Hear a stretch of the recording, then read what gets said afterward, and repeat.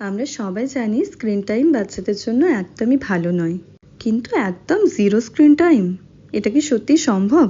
Working parent হোক বা home maker, সবাই জানেন এটা কতটা কঠিন। তাহলে আমাদের কি করা উচিত? প্রথমত, স্ক্রিন টাইম সীমিত করুন।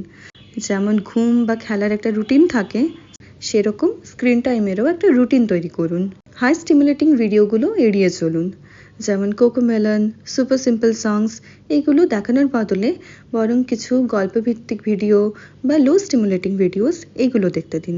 যদি গল্পের সাজেশন জানতে চান তাহলে কমেন্ট করুন, আমি আপনাদেরকে বলে দেবো। মোবাইলের বদলে টিভিতে দেখতে দিন, এতে কি হবে, চোখের উপর চাপটা একটু কম পড়বে। আর সব থেকে শেষে ওদের সাথে বসে ওরা যেটা দেখছে সেটা দেখুন, ওদের সাথে এনজয় করার চেষ্টা করুন। প্রশ্ন করুন যে কি দেখছো, কি হচ্ছে, গল্পগুলো নিয়ে কথা বলুন, যেন শুধু স্ক্রিনে ওরা হারিয়ে না যায়। তাতে আপনারাও এনজয় করবেন আর ওরা আপনাদের উপস্থিতিটা এনজয় করবে। আসলে কি বলুন তো, পারফেক্ট হওয়ার প্রয়োজন হয় না, কেউ পারফেক্ট হতে পারে না, কিন্তু সাথে থাকা, ওদের সাথে সময়টা এনজয় করাটাই সব থেকে বেশি ইম্পর্ট্যান্ট।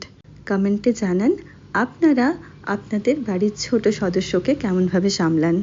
ধন্যবাদ, বাই বাই।